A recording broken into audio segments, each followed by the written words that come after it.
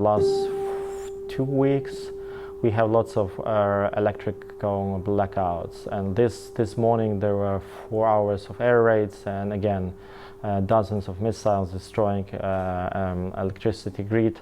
The government is planning, provisioning for 100,000 people being relocated in need of food and heat.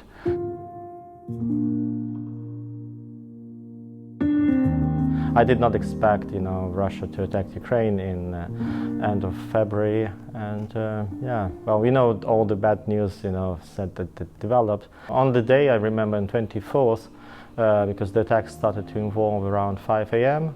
I gathered, I called everyone who was in the town, and I checked, how are they doing, and everyone was stressed. So I said, we didn't have the curfew back then, so I invited everyone to my place, and we just, we're chatting, and supporting each other.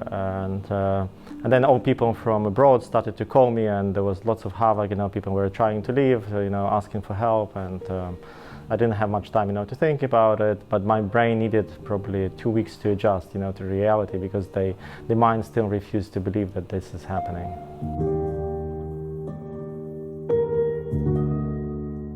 On the days of February and March, as I recall, sometimes I would receive hundreds of calls, because I went to Facebook and LinkedIn, and I left a notice that I'm in Ukraine, so whoever needed help could contact me. And then lots of friends, for example, there was my classmate, she was trying to get her sister out, so they asked me to drive them, to the border and help, and there were like 30-kilometer queues, so there was lots of logistical nightmare. I remember the railway station was, the global gathering of half of the world. Because Ukraine is a big country with lots of foreigners, and everyone, whoever had the opportunity to leave, didn't know, what will happen, and many people were in panic. So we had to deal with these things. So we have our class has the WhatsApp group. So naturally people, ask me what's happening, and I, whether I'm about to leave or I'm about to stay. Many people stood up and asked, well, Mark, if you need anything, just ask.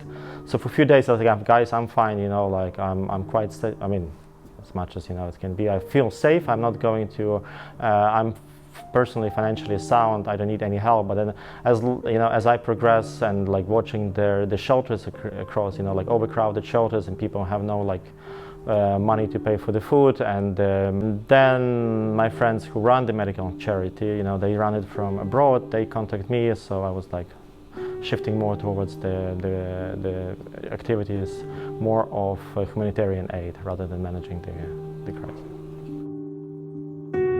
It is called Smart Medical Aid, so the website is smartmedicalaid.org, and I would say our class, if I put things together, they probably rose about $7,000–8,000 for those matters.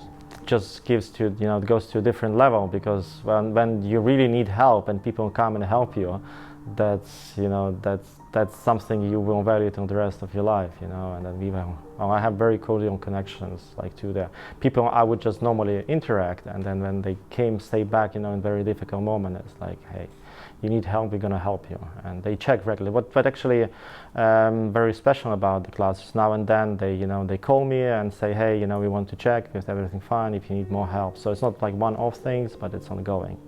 So even if the war ends tomorrow, there will be a lot of reconstruction, and we're already talking with other funds, more reconstruction, redevelopment funds, what can be done about Ukraine. Whether I will be taking active part, I don't know.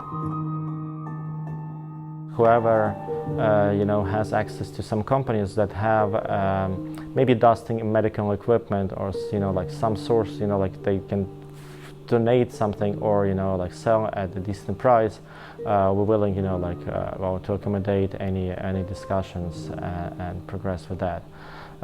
It can be, medical charities here, or the hospitals, family doctors.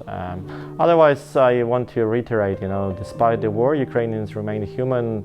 We try to cheer ourselves up, even sometimes go to conferences, concert, and sing songs and keep the high spirit up. So maybe people should not worry that it's that bad, but the anxiety is there. People will need more help, and that's, I think, I want to park on that note. Thank you.